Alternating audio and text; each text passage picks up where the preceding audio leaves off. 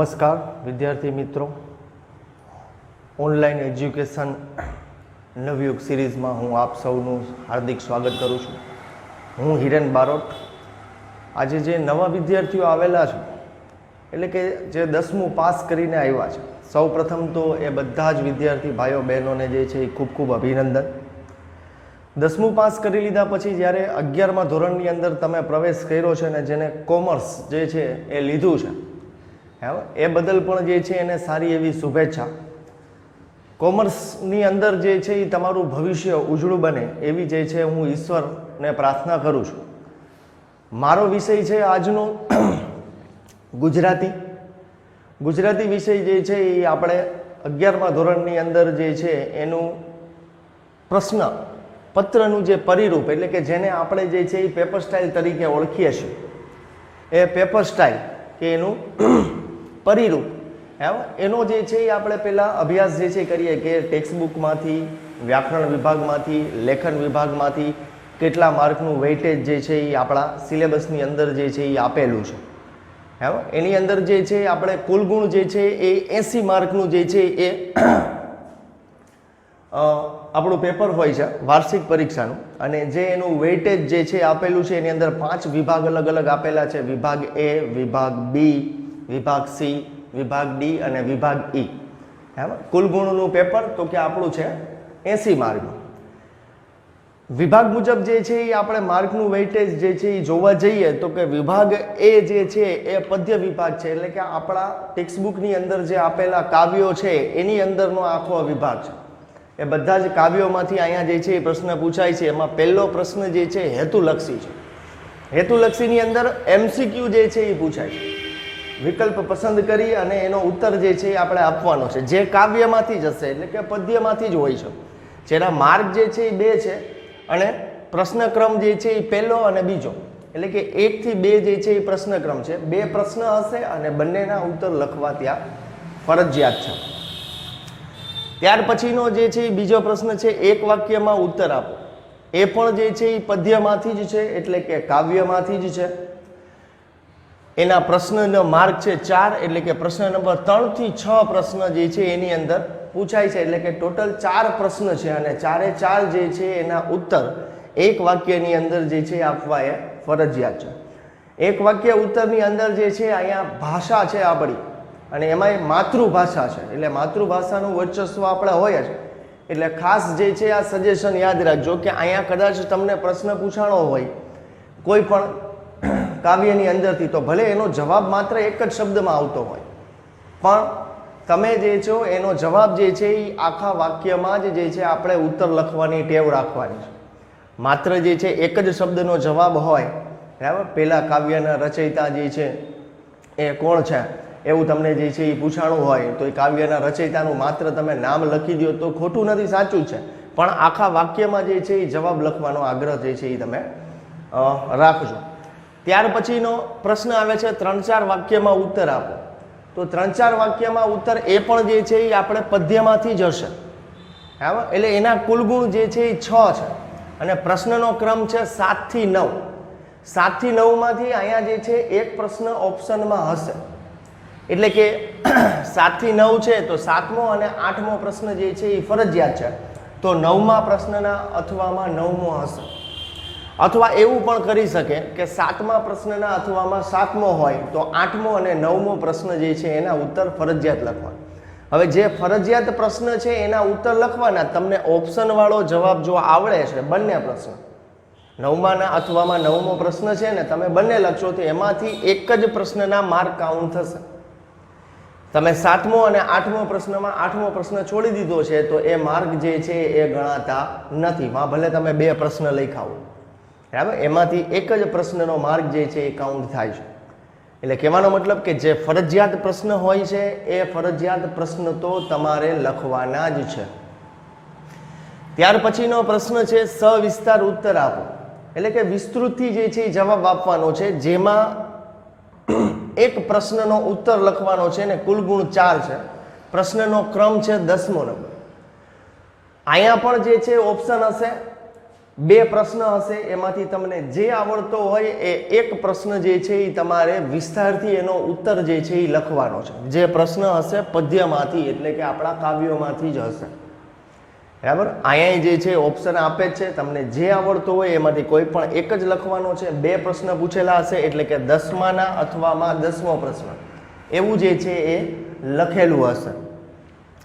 આ જો વિભાગ એ નો વેઇટેજ જે છે આપણે જોઈએ તો ટોટલ પેલો હેતુલક્ષી 2 માર્ક, એક વાક્યમાં ઉત્તર આપો એના 4 માર્ક, 3-4 વાક્યમાં ઉત્તર આપો એના 6 માર્ક, સવિસ્તાર ઉત્તર લખો એના 4 માર્ક, એટલે કે કુલ ગુણ 16 નું વેઇટેજ છે. વિભાગ એ જે છે એ આપણો 16 માર્કનો છે, જે માત્ર કાવ્યમાંથી જ પૂછાય છે.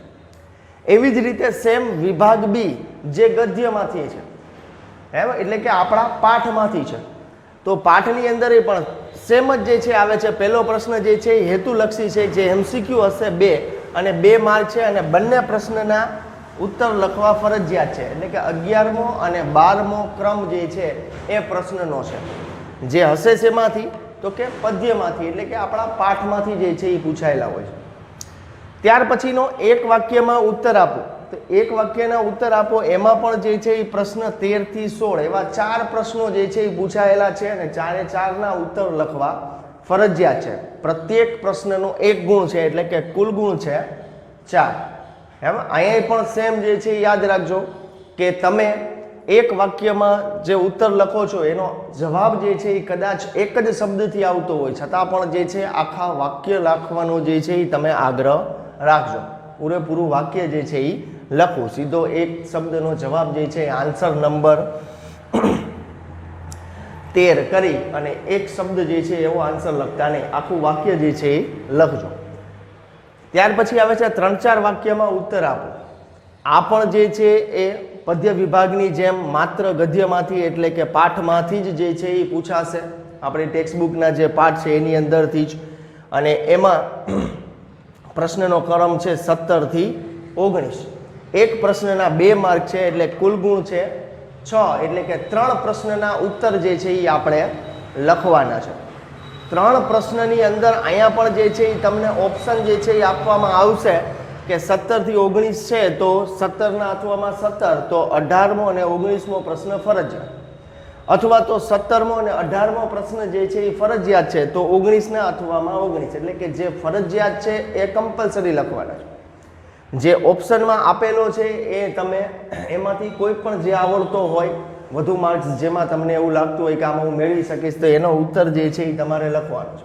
ત્યાં તમે જો બંને પ્રશ્ન લખેલા હશે તો માર્ક જે છે એ માત્ર એકના જ કાઉન્ટ થશે. ફરજિયાતમાં જેટલા માર્ક આવે તેટલા, એમાંથી એક પ્રશ્ન 17 કે 18માંથી કોઈ એક પ્રશ્ન તમે છોડી દીધો છે તો એના માર્ક જે છે એ કાઉન્ટ થતા નથી. ત્યાર પછીનો પ્રશ્ન આવે છે બી વિભાગમાં સવિસ્તાર ઉત્તર લખો. તો સવિસ્તાર ઉત્તર પણ જે છે એ નો પ્રશ્નનો ક્રમ છે 20મો, જેના માર્ક છે 4. એટલે કે અહીંયા પણ જે છે એ તમને ઓપ્શન હશે કે 20ના અથવામાં 20મો પ્રશ્ન, પણ હશે ક્યાંથી તો કે પદ્યમાંથી એટલે કે આપણા પાઠમાંથી, ચેપ્ટરમાંથી જે છે એ લેવામાં આવશે. એટલે કે વિભાગ એ અને વિભાગ બી બંને જે છે એ ટેક્સ્ટબુક આધારિત છે. અહીંયા જે છે હેતુલક્ષીના 2 માર્ક, એક વાક્યમાં 4 માર્ક, 3-4 વાક્યના 6 માર્ક અને સવિસ્તારના 4 માર્ક છે. એટલે કે કુલ ગુણ જે છે વિભાગ બીના 16 થાય છે. 16 માર્ક બી વિભાગના અને 16 માર્ક એ વિભાગના, એટલે કે ટોટલ 32 માર્કનું વેઇટેજ જે છે એ બેઠે બેઠું ટેક્સ્ટબુકમાં છે. બરાબર, ટેક્સ્ટબુક આધારિત જ છે. ત્યાર પછીનો વિભાગ આપણો જે છે એ છે સી વિભાગ. સી વિભાગ જે છે એ વ્યાકરણનો છે. વ્યાકરણની અંદરના જે છે એ ટોપિકો જે છે એ પહેલો જ પ્રશ્ન જે છે હશે ભાષાની દ્રષ્ટિએ સુધારીને વાક્યો જે છે એ ફરીથી લખવા. બરાબર, એટલે કે ટેક્સ્ટબુકમાંથી જે વાક્યો હશે, પાઠમાંથી જે છે એ વાક્યો હશે જેની અંદર ભાષાની દ્રષ્ટિએ જે છે એ શુદ્ધ હશે નહીં, એને આપણે શુદ્ધ કરીને ફરીથી જે છે એ લખવાના છે, જેનો પ્રશ્નક્રમ છે 21 અને 22. એટલે કે 2 પ્રશ્ન જે છે એ પૂછાય છે અને એક પ્રશ્નનો 1 ગુણ છે, એટલે કુલ ગુણ છે 2 માર્ક. અને એના અથવામાં હશે વાક્યોમાંથી પ્રત્યયો જે છે એ શોધવાના છે. આપેલા વાક્ય હોય અને સૂચના આપેલી હોય કે પ્રત્યય જે છે એ શોધો, તો એ પ્રત્યય જે છે આપણે અલગ દર્શાવવાના છે. એ પ્રશ્ન જે છે 21 અને 22મો છે. જે આના ઓપ્શનમાં છે. કાં ભાષાની દ્રષ્ટિએ સુધારીને વાક્ય ફરીથી લખવા અથવા તો જે છે એ આપેલા વાક્યોમાંથી પ્રત્યય શોધવા. એટલે કે બંને પ્રશ્ન જે છે એ ઓપ્શનલ છે, તમને જે આવડતો હોય તે જે છે એ તમે લખી શકો છો. બરાબર. પ્રશ્નનો ક્રમ છે 21 અને 22 અને એક પ્રશ્નનો માર્ક છે 1, એટલે કે કુલ ગુણ જે છે એ 2 થાય છે. ત્યાર પછી જે છે એના પછીનો પ્રશ્ન આવે છે કહેવત જે છે. હવે કહેવત જે પૂછાણી છે એનો અર્થ લખી અને એનો અર્થ જે છે એ સમજાવવાનો છે 5-7 લીટીની અંદર કે કહેવત કહેવા શું માગે છે, એનો ભાવાર્થ શું છે, એ 5-7 લીટીની અંદર લખવાનો છે. બરાબર. એટલે કે એ પ્રશ્નક્રમ છે એનો 23મો, પણ એનું માર્કનું વેઇટેજ જે છે એ 2 માર્કનું છે. શું કામ? તો કે 5-7 લીટીની અંદર જે છે એ તમારે કહેવતનો આખો અર્થ જે છે એ સમજાવવાનો છે કે કહેવત જે છે એ કહેવા શું માગે છે, એની અંદર ઉદાહરણ આપીને એવી રીતે તમારે સમજાવવાનો છે. ત્યાર પછીનો પ્રશ્ન છે રૂઢિપ્રયોગ. તો રૂઢિપ્રયોગનો અર્થ આપી અને વાક્ય પણ જે છે એ સાથે લખવાનું છે. એટલે કે એનો પ્રશ્ન ક્રમ જે છે એ 24 અને 25 છે. એટલે કે 2 રૂઢિપ્રયોગો હશે, એનો અર્થ જે છે એ તમારે લખવાનો છે અને એ જ રૂઢિપ્રયોગનો વાક્યમાં પ્રયોગ પણ કરવાનો છે. ત્યારે એનો 1 માર્ક છે. રૂઢિપ્રયોગનો અર્થ લખી અને એનો વાક્યમાં પ્રયોગ કરો ને ત્યારે એનો 1 માર્ક છે. એટલે કે 2 રૂઢિપ્રયોગો પૂછાશે જેના ગુણ છે 2. બંનેના અર્થ અને વાક્ય જે છે એ આપણે લખવાના છે. અહીંયા જે છે એ ખાસ યાદ રાખજો કે રૂઢિપ્રયોગનો અર્થ જે છે એ તમે ખોટો લખ્યો છો, પણ વાક્યની અંદર રૂઢિપ્રયોગનો પ્રયોગ જે છે એ તમે કરેલો છે, તો વાક્ય જે છે એ સાચું છે પણ રૂઢિપ્રયોગનો અર્થ ખોટો છે તો એના માર્ક જે છે એ આવતા નથી. વાક્ય તમે લખેલું છે એની અંદર રૂઢિપ્રયોગનો જે છે એ તમે સમાવેશ કરી લીધો છે, બરાબર, છતાં પણ જે છે એ તમે જે રૂઢિપ્રયોગનો અર્થ જે લખવાનો છે એ અર્થ તમારો ખોટો છે તો એના માર્ક જે છે એ કાઉન્ટ થતા નથી. એટલે કે એ બાબત જે છે અહીંયા જરાક ધ્યાનમાં રાખજો. ત્યાર પછીનો છે યોગ્ય વિકલ્પ પસંદ કરીને ઉત્તર લખો. હવે યોગ્ય વિકલ્પ જે છે આની અંદર જે છે વ્યાકરણના જે છે કોઈ ટોપિક સમાનાર્થી ક્યારેક પૂછાય છે, ક્યારેક જે છે જોડણી જે છે એ મૂકે છે, ક્યારેક શબ્દનો અર્થ જે છે એ પૂછાય છે. બરાબર. એટલે કે અહીંયા પરીક્ષાર્થી લોકોને જે છે આપણી ભાષામાં કહીએ તો કે એક સરપ્રાઈઝ તરીકે પૂછવામાં આવે છે. જે 3 પ્રશ્નો હશે જે MCQ સ્વરૂપનું છે, જે MCQ હશે. બરાબર. પ્રશ્નનો ક્રમ છે 26, 27 અને 28. એટલે કે યોગ્ય વિકલ્પ પસંદ કરી અને ઉત્તર લખવાનો છે. એને જે પૂછ્યું હોય, પ્રત્યય પૂછેલો છે તો પ્રત્યયનો કયો પ્રકાર છે એવો જે છે ઓપ્શનમાં જે એનો આન્સર આવતો હોય તો એ આન્સર જે છે એ લખવાનો છે. એટલે કે અહીંયા યોગ્ય વિકલ્પની અંદર કોઈ ફિક્સ નથી કે કયું જ વ્યાકરણ પૂછવું. એની અંદર જે છે એ આ વ્યાકરણના જેટલા આપણે સિલેબસમાં ટોપિક આવે છે એની અંદરથી ફેરવીને એ લોકો પૂછી શકે છે. પ્રત્યેક પ્રશ્નનો 1 માર્ક છે. એટલે કે કુલ ગુણ છે 3. એટલે કે 3 પ્રશ્ન હશે, 3 MCQ હશે, જેમાંથી તમારે ઉત્તર જે છે એ આપવાના છે 3 ફરજિયાત. ત્યાર પછી છે સમાનાર્થી જોડકા જોડો. ત્યાર પછી જે છે એ સમાનાર્થી હશે. હવે જોડકા જોડો, અહીંયા એક જોડકાનો એટલે કે એક સમાનાર્થીની જોડ જોડવાના અડધો માર્ક છે. એટલે કે ટોટલ 4 જે છે એ સમાનાર્થી પૂછશે અને 4 સમાનાર્થી એટલે કે વિભાગ A હશે અને વિભાગ B સાથે એને જોડવાના છે. તો એવા 4 પ્રશ્નના એટલે પ્રત્યેકનો અડધો ગુણ છે. એટલે 4 જવાબ જે છે આપણે સમાનાર્થીના લખવાના છે અલગ અલગ શબ્દોના. તો એના કુલ ગુણ થાય છે 2. એટલે કે પ્રશ્ન નંબર 29, 30, 31 અને 32. એટલે કે 29 થી 32 પ્રશ્ન જે છે એ સમાનાર્થીના છે, બરાબર, જે જોડકા સ્વરૂપે જે છે અહીંયા પૂછાય છે. ત્યાર પછી છે વિરોધાર્થી શબ્દ જે છે એ આપો. અહીંયા પણ વિરોધાર્થી શબ્દ જે છે એ 2 શબ્દ આપેલા હશે, પ્રત્યેકનો અડધો ગુણ છે. એટલે કે કુલ ગુણ જે છે એ છે 1. પ્રશ્ન નંબર 33 થી 34 એટલે કે 2 શબ્દો જે છે આપેલા છે કે જેના વિરુદ્ધાર્થી જે છે એ આપણે લખવાના છે. એનો પ્રશ્ન ક્રમાંક 33 અને 34. ત્યાર પછી છે તળપદા શબ્દોનું શિષ્ટ રૂપ આપો.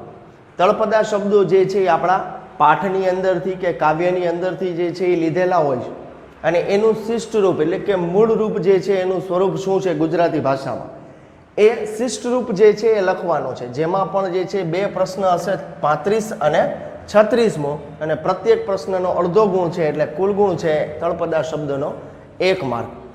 2 શબ્દ હશે, બંનેના આન્સર જે છે એ તમે લખો એના 1 માર્ક છે. ત્યાર પછીનો પ્રશ્ન છે જોડણી સુધારીને ફરીથી લખો.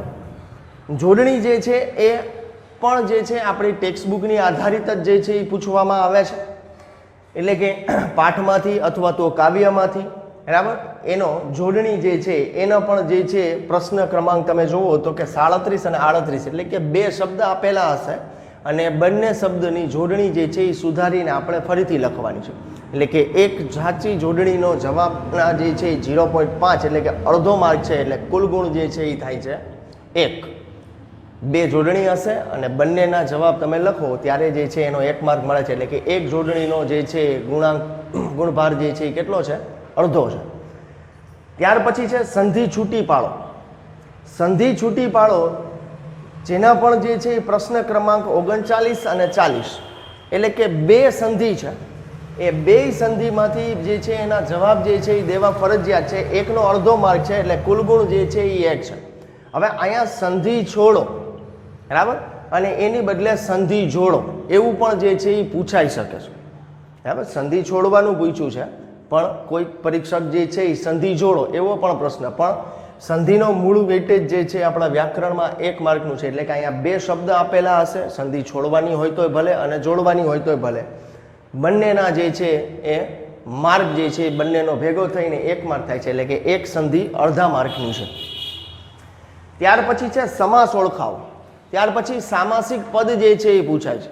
આપણા સિલેબસની અંદર જે આપેલા જે સમાસના પ્રકાર છે જે 7, એમાંથી જ હશે અને ટેક્સ્ટબુકના જ શબ્દો જે છે એનો ઉપયોગ જે છે 99% કરેલો હોય છે. એટલે કે સમાસ જે છે એ પણ 2 શબ્દ પૂછાયેલા હશે અને એનો સમાસનો પ્રકાર જે છે એ જણાવવાનો છે. પ્રશ્નક્રમ છે 41 અને 42.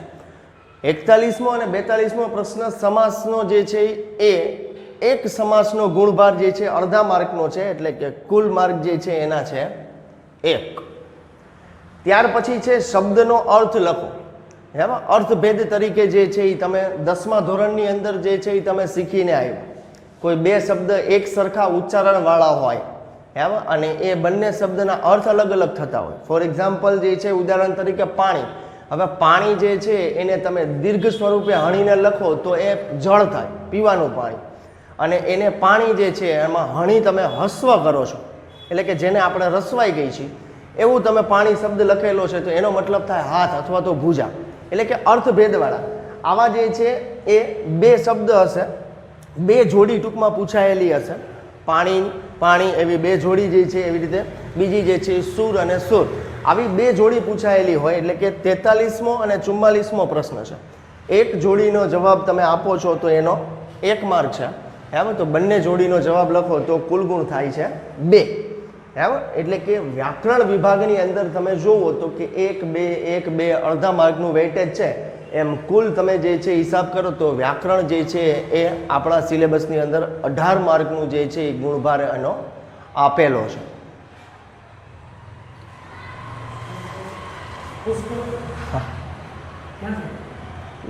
કાઢું ડી વિભાગ તો કે અર્થગ્રહણ. અર્થગ્રહણની અંદર પહેલો જ પ્રશ્ન જે છે આપણો છે પદ્યાર્થ ગ્રહણ. પદ્યાર્થ ગ્રહણ એટલે કે એક કાવ્ય જે છે એ આપણને આપેલું છે અને એ કાવ્યમાંથી જ જે છે એ નીચે 5 પ્રશ્ન પૂછેલા હશે, જેનો ક્રમ છે 45 થી 49. એટલે કે પદ્યાર્થ ગ્રહણ સ્વરૂપે જે કાવ્ય આપણને પૂછેલું છે એ કાવ્યમાંથી જ જે છે એ પ્રશ્ન પૂછાય છે. એટલે કે કાવ્ય આધારિત જ જે છે આપણે ઉત્તર લખવાના છે, એટલે કે 49 થી 50 એવા 5 પ્રશ્ન પૂછેલા હશે અને પ્રત્યેક પ્રશ્નનો 1 ગુણ છે, એટલે કે કુલ ગુણ થાય છે 5. ત્યાર પછીનો પ્રશ્ન જે છે એ અર્થગ્રહણની અંદર આવે છે વિભાગ ડીમાં, તો કે સંક્ષેપ લેખન. તો સંક્ષેપ લેખન જે છે એ શું છે તો કે એક ગદ્ય જે છે એ આપણને આપેલો હોય છે, એક પેરેગ્રાફ આપેલો હોય છે જે 8 10 કે 12 લીટીનો હોય છે, અને સંક્ષેપનો મતલબ થાય છે ટૂંકું કરવું. એટલે કે એને ટૂંકો કરી અને આપણે જે છે એ સંક્ષેપને જે છે યોગ્ય શીર્ષક આપવાનું છે. એવું પૂછાય છે કે પદ્યાર્થ ગ્રહણને ધ્યાનપૂર્વક વાંચી અને તેનું સંક્ષેપ કરી અને યોગ્ય શીર્ષક જે છે આપો. એટલે કે જે ભાવાર્થ સ્વરૂપે એ પદ્ય પૂછાણો છે એ પદ્યને જે છે યોગ્ય શીર્ષક પણ આપવાનું છે. એટલે કે શીર્ષક શબ્દ જે છે હંમેશા ઉપર આવે. તમે જે આનો સંક્ષેપ કરો છો બરાબર, એટલે કે જે પેરેગ્રાફને ટૂંકા સ્વરૂપે જે એનો ભાવાર્થ તમે લખો છો એને ત્રીજા ભાગની અંદર લખવાનો હોય છે. કે જે ત્રીજા ભાગની અંદર લખો છો એનું શીર્ષક જે છે હંમેશા એની ઉપર લખવાનું. એટલે કે શીર્ષકના 1 માર્ક અને કરેલો પૂછેલો જે પેરેગ્રાફ છે એનું જે સંક્ષેપ કર્યું કે જે ત્રીજા ભાગમાં તમે લખ્યું છે એના 4 માર્ક એવી રીતે મળીને કુલ ગુણ 5 થાય છે. જે પ્રશ્ન ક્રમાંક છે આપણો 50મો, એટલે કે જેને સંક્ષેપ લેખન જે છે એ કહેવાય છે. ત્યાર પછી વિભાગ ઈ જે છે એ આપણો છે લેખન વિભાગ. તો લેખન વિભાગની અંદર જે છે એ પહેલો પ્રશ્ન 51મો જે છે એ 10 માર્કનો નિબંધ છે. નિબંધ જે છે એ હંમેશા જે છે એ આપેલા વિષય વસ્તુને અનુરૂપ કોઈ પણ સારા એવા સુભાષિતથી જે છે એ શરૂ કરવામાં આવે છે, જેને આપણે કોટેશન સ્વરૂપે જે છે એ ઓળખીએ છીએ. કોટેશન સ્વરૂપે એટલે કે ઓપ્શનમાં આપેલો હોય 1, 2 અથવા તો 3, કોઈ પણ 3માંથી કોઈ પણ એક વિષય ઉપર જે છે આપણે નિબંધ લખવાનો છે. તો એના વિષય વસ્તુ ઉપર જે છે પછી ક્રમશઃ જે છે એ નિબંધને આપણે વિસ્તૃત કરતો જવાનો છે. બરાબર, એટલે કોઈ પણ એક વિષય ઉપર નિબંધ લખો છો જે પ્રશ્ન ક્રમાંક છે 51, એના કુલ ગુણ છે 10. ત્યાર પછીનો પ્રશ્ન જે છે એ પત્ર લેખન છે. પત્ર લેખન જે છે આમ તો તમે ધોરણ 10માં પત્ર લેખન જે છે એ તમે સમજીને શીખીને જ આવ્યા છો, પણ પત્ર લેખન અહીંયા જે છે એક અરજી સ્વરૂપે પણ જે છે એ પૂછાય છે. અરજી એટલે કે એક સમસ્યા કે આપણા વિસ્તારની અંદર જે છે એ સફાઈ કામદારો રેગ્યુલર સફાઈ કરવા માટે આવતા નથી. આવી સમસ્યાનું નિવારણ માટે આપણા વોર્ડ અધિકારીને જે આપણે સમસ્યા લખીને અરજી કરી છે એ પ્રકારનો પત્ર જે છે એટલે કે અરજી પત્ર જેને કહેવામાં આવે છે એ પ્રકારનો પત્ર પણ જે છે અહીંયા પૂછાય છે. બરાબર, જેનો પ્રશ્ન ક્રમાંક છે 52 અને એના કુલ ગુણ છે 5. ત્યાર પછીનો પ્રશ્ન જે છે એ લેખન વિભાગની અંદર છે વિચાર વિસ્તાર. વિચાર વિસ્તાર એટલે કે કોઈ પણ જે છે એક પંક્તિ જે છે એ આપેલી હોય અને એનો ભાવાર્થ જે છે એ આપણે જે છે વિસ્તૃતિ સમજાવવાનો હોય છે, કારણ કે એના માર્ક છે 5, એટલા માટે આપણે એને વિસ્તૃતિ સમજાવવાનો છે. 5 માર્કનું વેઇટેજ આપેલું છે, જેનો પ્રશ્ન ક્રમાંક છે 53. અહીંયા 2 પંક્તિ હશે, કોઈ પણ જે છે એ એક પંક્તિને આપણે વિસ્તારથી જે છે એનો ભાવાર્થ, બરાબર, એનો અર્થ જે છે એ શું છે ઉદાહરણ સાથે જે છે એ વિસ્તૃતથી આપણે સમજાવવાનું છે, જેનો વેઇટેજ છે 5 માર્ક.